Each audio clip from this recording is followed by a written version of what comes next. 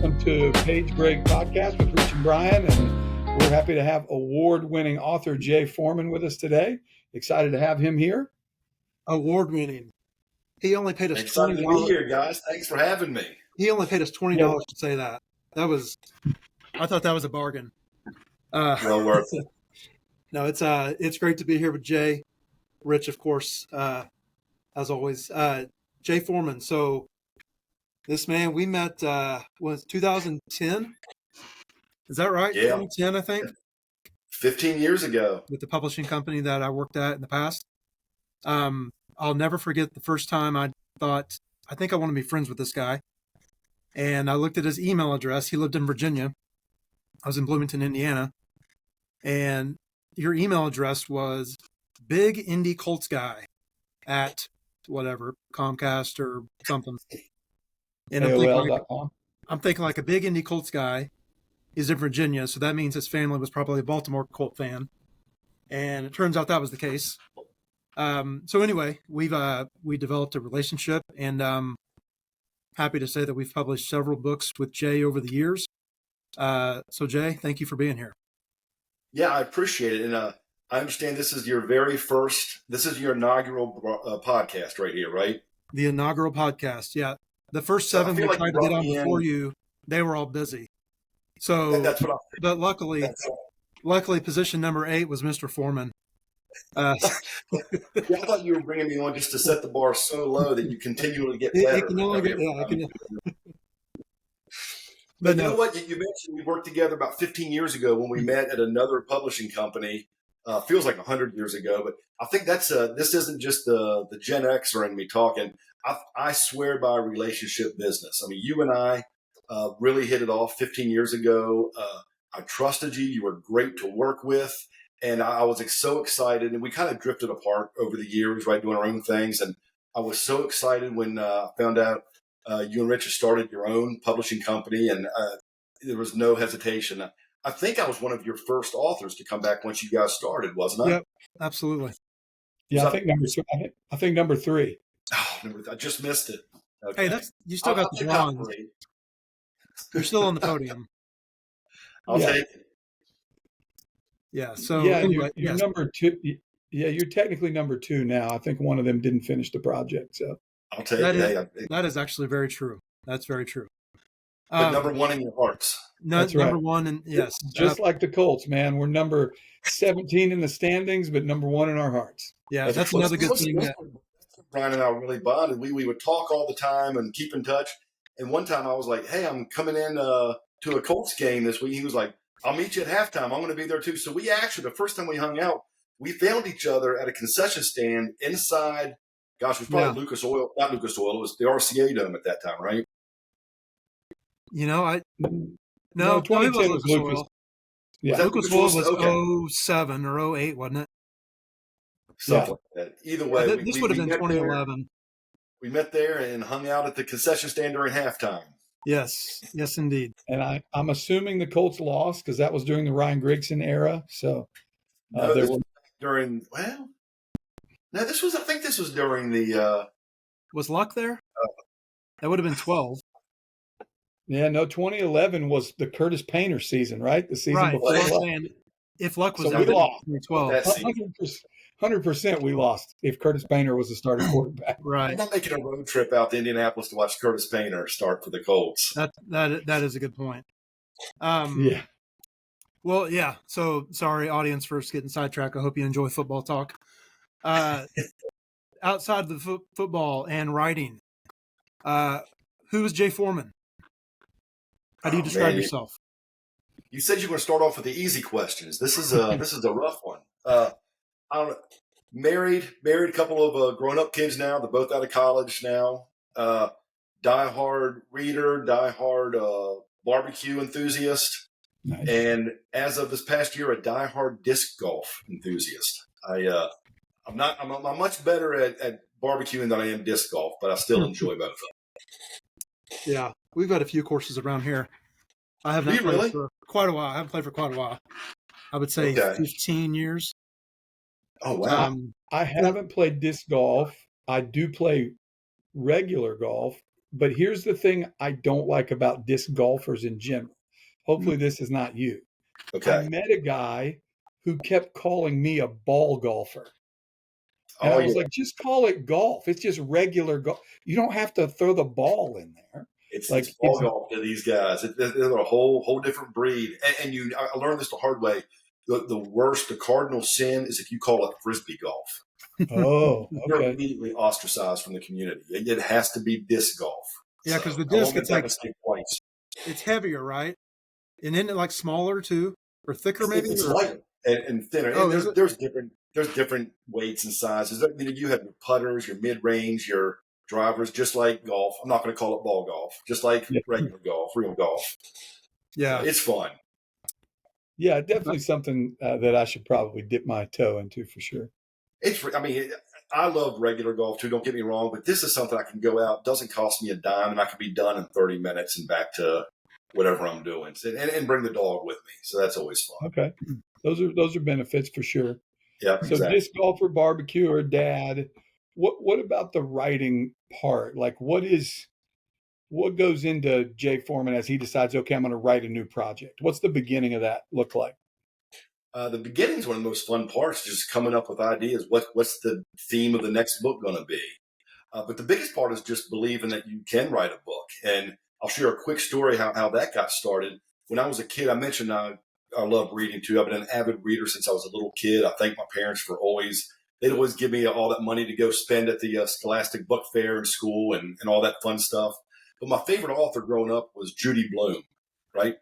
And loved her stuff. My favorite book of all time as growing up was Tales of a Fourth Grade Nothing, if you remember that book. Yeah, absolutely. And I probably read it 10, 12, 15 times, and I got done reading it for the umpteenth time. And there's an address. It said Judy Blume's address on the back cover of the book. And it's probably just the publishing company, but it said Judy Blume. So this is back in the late 70s, right? Early 80s, maybe. I hand wrote her a letter letting Judy Blume know how much I loved her work, what a big fan I am. Then I said, here's an idea for a new book. I thought she'd love that, right? Some random kid giving her an idea for her next book. And I mailed it to her. And about 2 weeks later, honest to goodness, I got a handwritten letter back from Judy Blume. A big picture of her. She autographed it and wrote me a handwritten note on the back saying, Jay, thank you for being a fan. Thank you for reading my books. I think it's great that you have an idea for a new book, but here's a suggestion.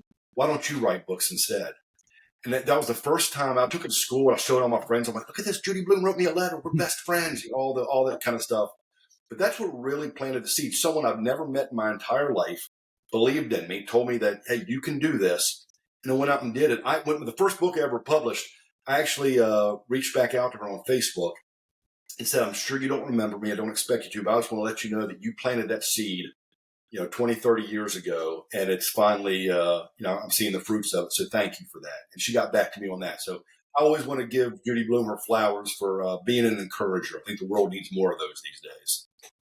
That's pretty cool. Judy, if you're listening, plug us on some of your socials. What about the faith side of it? So you've got basically children's books, some fiction, but you've also got a lot of faith-based. How do you intertwine, or kind of how do you decide, hey, I'm going to spend time focusing on, my relationship with Christ versus I'm going to write a children's book or a fiction? Yeah, I started the children's books really the early part of my career. I kind of, dipped my toe in the water, getting those out. I figured those were small bite-sized chunks I could do. And don't get me wrong, there's a lot that goes into children's books, but they're smaller. I felt like for my personality, they were easier to tackle and get something out there and continue on. So, but as far as the faith-based piece, the first one I wrote was Brian, was through you back a long time ago. It's called Still Learning. Mm-hmm. And I just felt the calling of God. I felt like I was given somewhat of a gift of writing. It depends who you talk to about that. But I just felt like I wanted to do something good with the gifts that God's given me. We all know we're stewards of the gifts that we're given. And I just wanted to make sure I am honoring him through that and doing good things with those to the best of my ability. Just hope they get in the right hands and plant seeds and shine a light towards Christ. Yeah, that's great. I know Brian and I both have done ministry related things, and I think, at least in my past life, people kind of put ministry in a box of you are a pastor or you are a youth pastor or whatever. But what we've seen, I know Brian would echo this, and Jay, you can speak to this some, is that people use this as their ministry. It's not just a income stream or revenue stream or whatever, but this is something that they feel like God's called them to do. Do you have any stories or any times where maybe what you wrote, you knew impacted somebody in a real way? I mean, is there something you can share with us about that?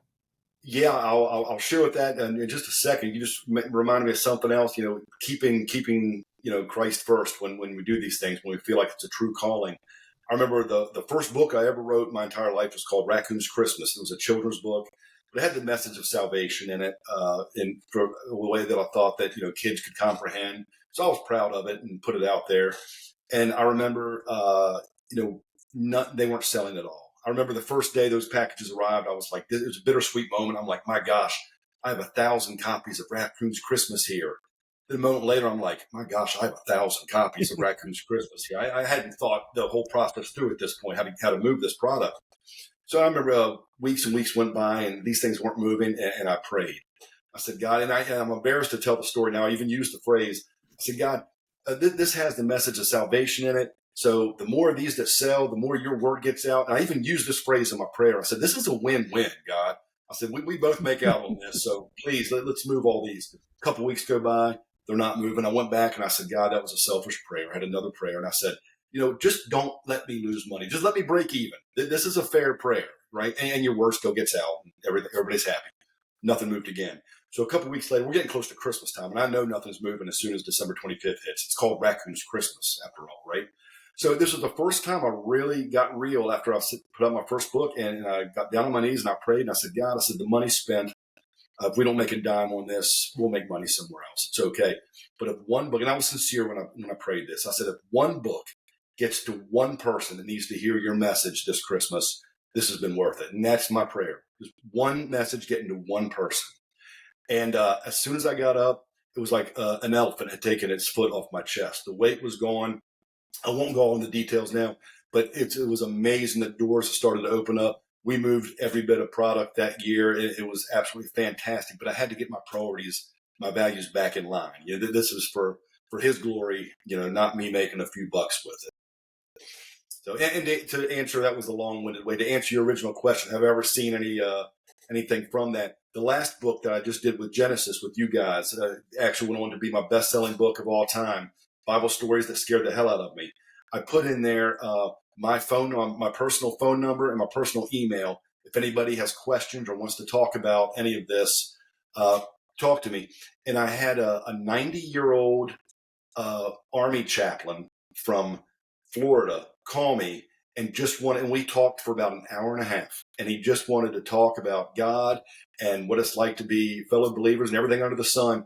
And it was the greatest thing. No one else has called me or used that thing, but he said this one guy called. He said, I just saw this and just wanted to talk with another brother in Christ. And it was a great 90 minutes. He's planning on actually driving out this way here later in the year. I think we're going to grab a coffee together. That's pretty cool. Wow. That's an incredible story. Both stories. So as far as the writing process, as you said, that's the fun part, the kind of developing the story in your head. Once you're kind of set on, okay, here's my draft, I know I'm going to publish.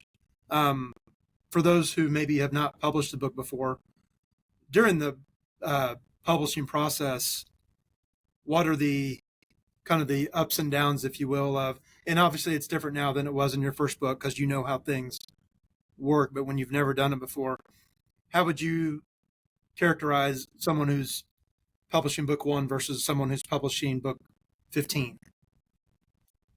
Yeah, if you're publishing book 1, my first piece of advice would be to stay off the internet. Quit trying to Google, how do I do this? How's it done? Because you're going to find 1,000 different ways to write and publish your book, and every one's going to contradict the others. And at least for me, I walked away defeated, like, oh my gosh, I'll never get there. Instead of just going and doing. And you know what? It's okay. The first book I did, Raccoon's Christmas, we made every possible mistake we could ever make. But you know what? We learned from it, and each book's gotten a little bit better from that point. So go out there. Don't be afraid to make mistakes, but just go do. I mean, I don't know how many people, and I'm sure you guys can tell 100 more stories than I can on this. I have so many friends that say, I have a story in me. I want to write a book, and they just never do. Right. So it's, and also get over the fear of getting a 1-star review. That's the other thing that I tell people. We live in a world today where, everything gets judged. And that's the number one reason that I've read, maybe you guys have seen something different, that people don't publish their work is they're scared of people not liking it or being judged. But it's the world we live in, right? It's okay to get a 1-star review. At least somebody's reading it, right? So those would be, that would be my advice to people starting out with book 1, at least. Yeah. Yeah. Go ahead, Rich. You mentioned that we have stories about, people who are trying to write their first book. And of course, we've been doing this for 15 years. I think the two of us combined have worked on about 6,000 projects. So we've definitely had those conversations.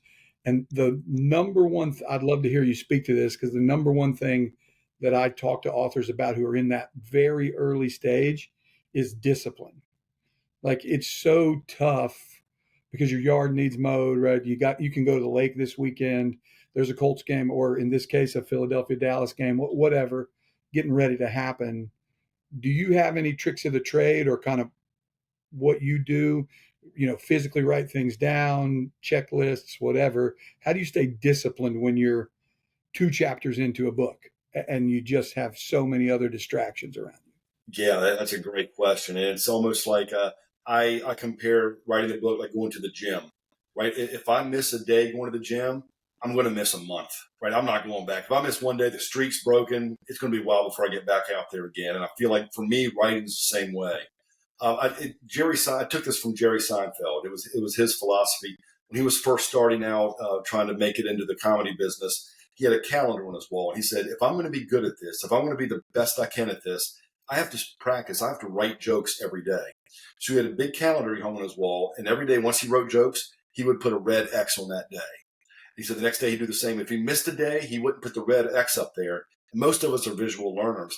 He said it got to the point where he would see a spot up there like I didn't write jokes this day, and it would drive him nuts. So he would do everything he could to make sure there was an X on every day. And that's what it is. It's just, it compounds. If I take a day off writing, it's going to be a while before I get out. Then it takes a while to get back in the groove. If I write continually, consistently, every single day, you stay in that right frame of mind, right? It continues to compound. The writing continues to compound on one another. You have the great ideas. They continue to flow. The juices are flowing, and you get done quicker. And it's just making time for that. That's the biggest thing, too. For me, it's getting up at 4 a.m. 4 a.m, still dark out, cup of coffee. I know the phone's not going to ring. I'm not going to get any emails coming in. And I can just write uninterrupted with my dog at my feet, and I'm happy. That's my sweet spot right there. And for me, I'm more mentally alert first thing in the morning than trying to write right before I go to bed at night. It's different for everybody, but just it sounds simple. It's not. Just carve that 30 minutes, 45 minutes, whatever you can spare each day, and don't miss a day. It makes a difference. That's great advice. No, absolutely. How would you, as Rich said, we've done this a lot over 15 years, and we meet people sometimes that in their head they think, okay, the book is out, my work is done. You obviously know that is where the work is starting. So you do a lot, I see you on social media and podcasts and, some other areas of promotion out there, book signings, things like that.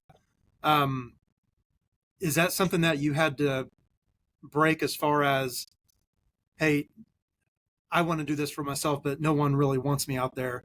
If they're doing it, it's for, it's because they feel sorry for me. Or, does someone really want to come to buy my book and have me sign it? Or do they just, well, I know Jay, so I'm going to do it to support him. How did you kind of decide, like, I'm going to take this serious and I'm going to legitimately promote my book, because just the book being on Amazon, that's not how authors get their book, to potential readers. No, and I think even for me when I first started out, that's I think the biggest misconception, and I think you phrased it well, Brian. That's where the real work starts. Once the book is published, you guys make sure we have a quality product out there. But then it's up to us to get out there and move it and help these things get into the hands of other people. One of the couple pieces of advice that I'll give, and I've learned the hard way. I started out I've done the book signings where I sit there for 2 hours and not one person shows up, and that's soul sucking, right? I can tell you right now, you're like, what am I doing here? I'm saying, God, do you have a different plan for me? Because the writing's on the wall here. I just wasted 2 hours of my life doing this.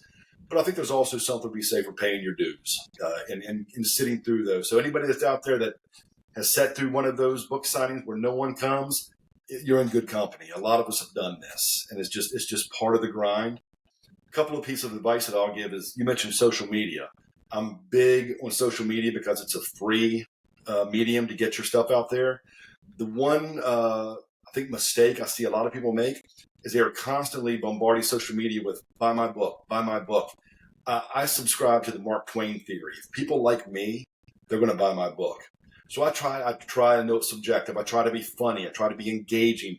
I'll go weeks without even talking about my books, but people know that they're out there.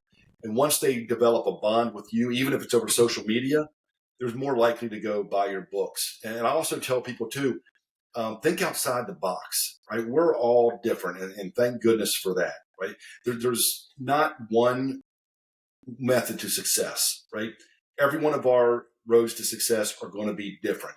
So think how you can get there. What can you do different that everybody else has? I remember when I started out, everybody was just having their book signings in bookstores. So I started saying, hey, let me go to the bank I used to work at. Had a book signing at the bank lobby. Had a book signing at a Mexican restaurant that I was friends with the owners. Book signings at hardware stores. Book signings anywhere you can think of.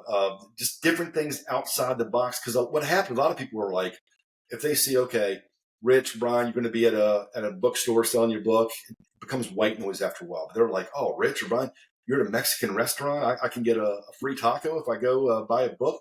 That sticks out. People remember that, and they're interested and curious and try that. So just trying different things, thinking outside the box. Each time I release a new book, I look back and say, what have I not done yet? What can I do differently this time to try this? And to be honest with you, probably 8 out of 10 new things I try fail. But at least I'm walking away with 2 new things that worked and add those to the repertoire for the next one. And I think that's what helps working with you guys and writing for so long. I think the authors get better at their craft, but also we learn what to do with it after the fact too. That helps a lot.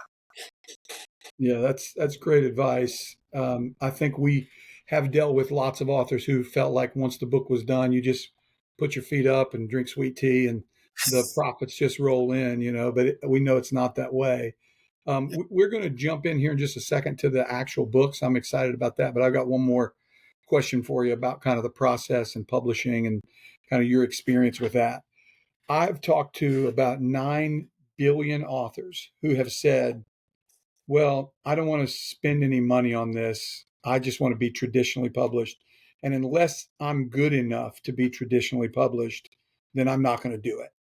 But we all know that's not the case. You can't even find out if you're good enough to be traditionally published because they're never going to read it. Right. And so can you kind of speak to how your first decision to self-publish a book and then going into assisted self-publishing with Genesis, kind of what that journey looked like? Yeah, I started out just with straight self-publishing and did that, and that worked with Brian a long time ago, and I enjoyed it. I guess my thing is, most everybody says, "Oh, the dream is to be traditionally published. Get that big fat check and sit back and then collect more royalties." But it's such a subjective market. I truly believe that you can have the best work out there, but if it doesn't get into the right hands, no one's going to read it.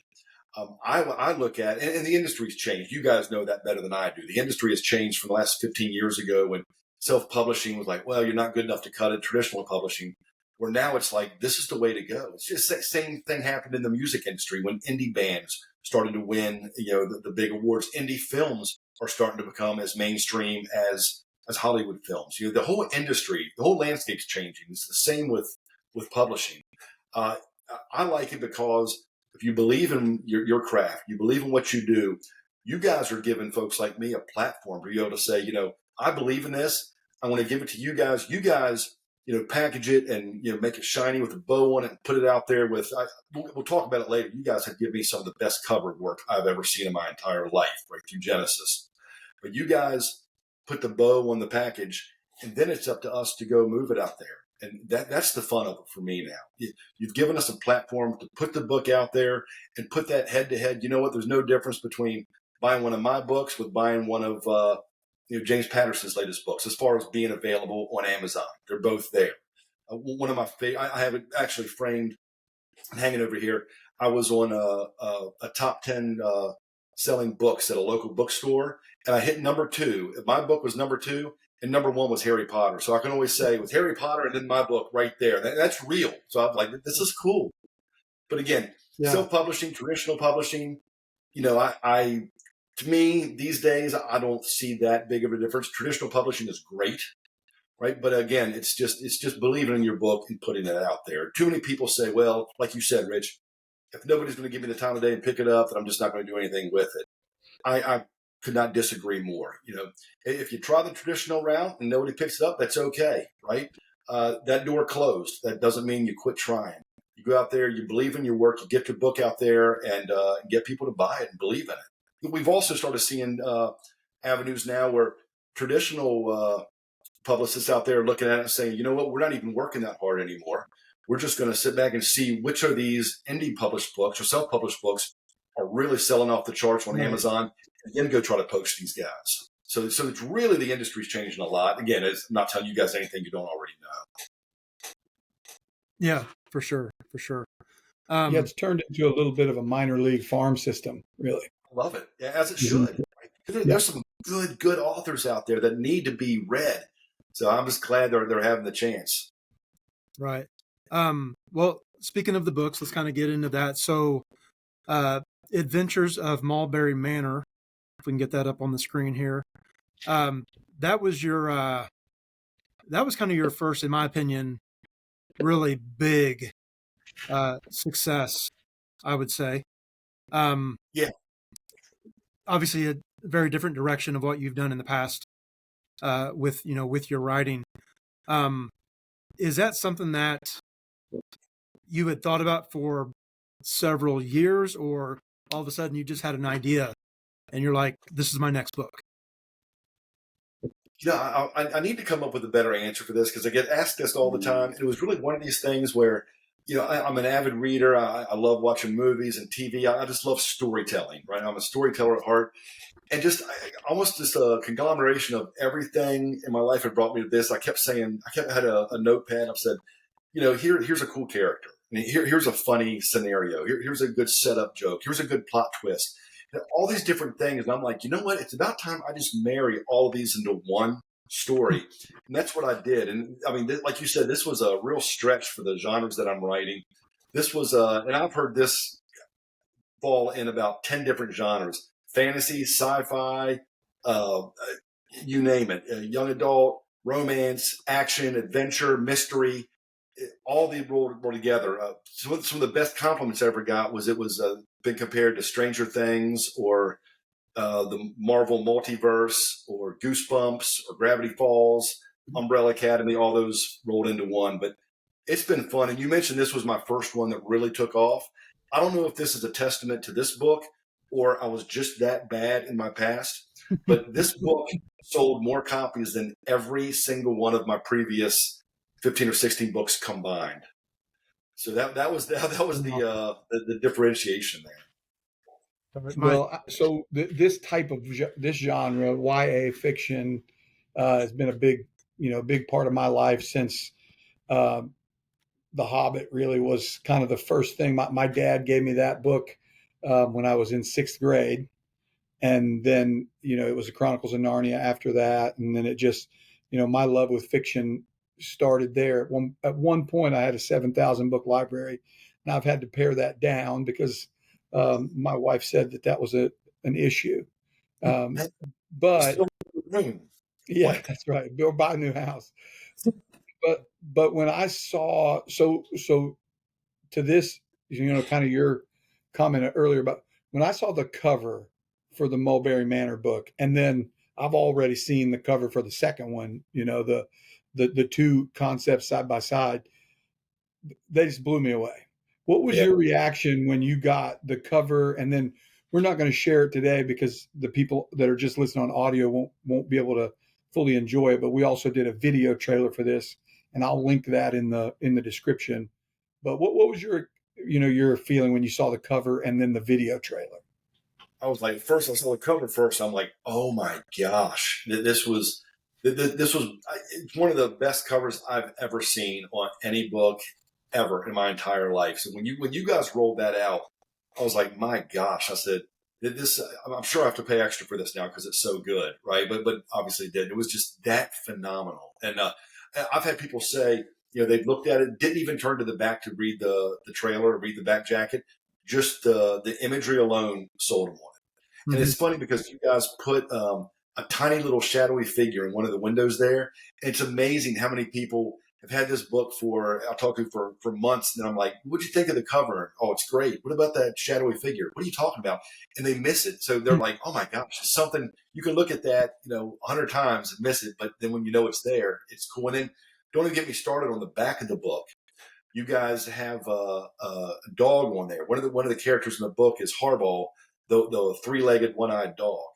And you guys put this dog on the back, and it is the most beautiful picture of a dog I've ever seen in my life. So, can you tell I'm a fan of the artwork of this book? I mean, it's amazing. And then the second book, it's planned on dropping, I think at this point, probably the first quarter of next year, the sequel. But the cover work's already done, and it is as good, if not better, than the first book. So I'm super excited. And we were talking earlier about the trailer itself. You guys went above and beyond. The trailer dropped about 2 months before the book did, and I couldn't keep up with the pre-orders that were coming in for people that knew nothing about the book, no idea about the concept or the plot, but just watched this 60-second trailer and were hooked. So again, kudos to you guys. You're offering products that make authors' jobs a heck of a lot easier on our end. That's awesome to hear. One final thing before we kind of close out here. Speaking of a sequel, is this the first sequel you've written? Yeah, and it's been the most fun because it's almost all my other books have been one-offs, and especially the kids' books, they're children's books, they're fun, but they're short.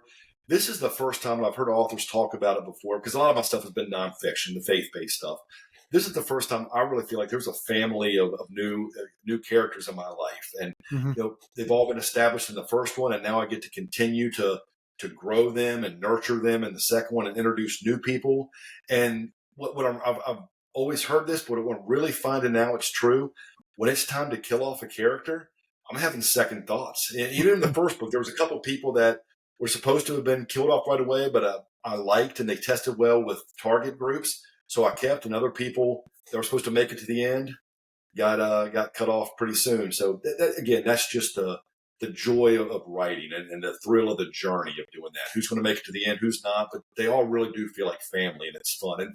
And my kids and I, we have a writer's room. After every chapter, we get together and I give them the chapter and they give me feedback because you guys know your kids are your best and your worst critics, right? They'll let you know what's not working.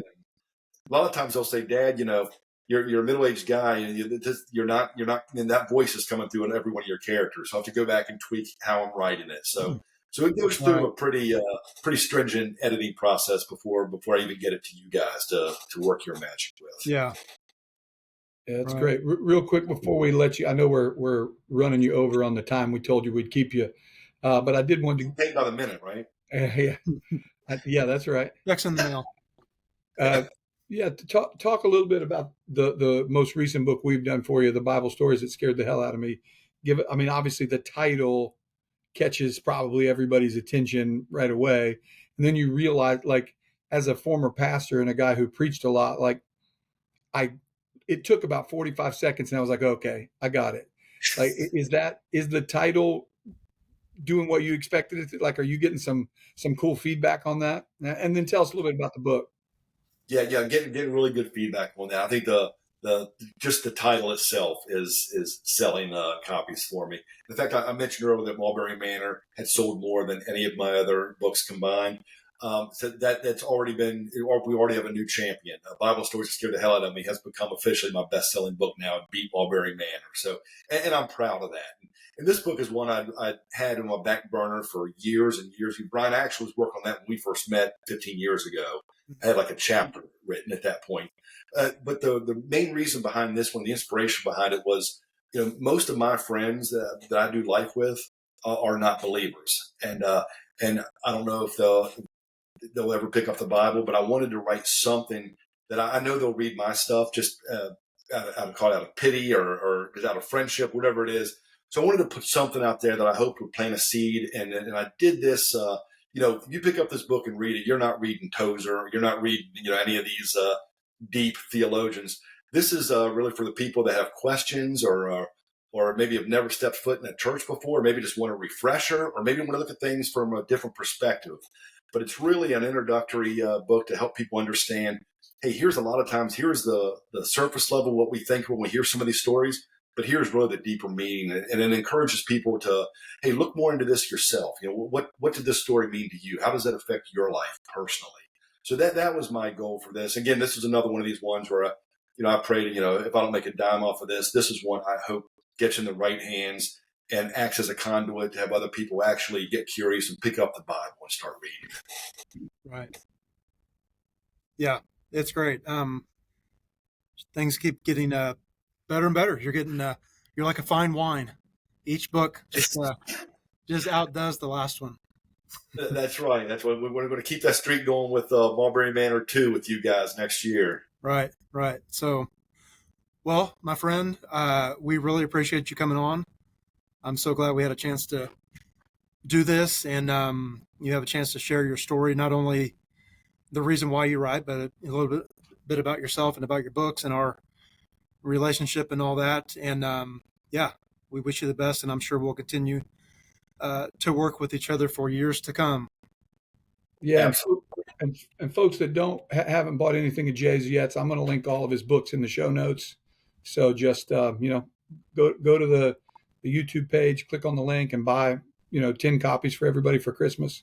And we'll see if we can't keep Mulberry Manor and 10 Bible stories that scared the hell out of me moving up these charts. I like that, and I don't know if I'm allowed to say this or not. If it's not, you can cut this in post. I know you guys said this wasn't about you, but I just wanted to put it out there.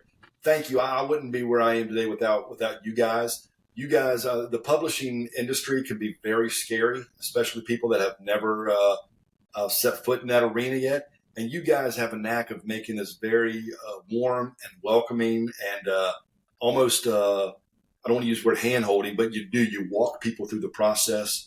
I remember, Brian, especially when I started with you 15 years ago, I remember saying, walk me through this like I'm a 12-year-old, right? And you did. I had to go back and say, now walk me through it like I'm a 10-year-old because I'm still not getting it. But you guys have the patience, and I think it shows you guys have a love for this industry. And I encourage anybody that's looking to get their book out there and to do something to start with you guys, because you guys, again, you're not in it for the dollars and cents. I think you're in this. I know you're in this to help other people get their story out there and to and just make this world a better place. So not everybody's like that, and I appreciate what you guys do.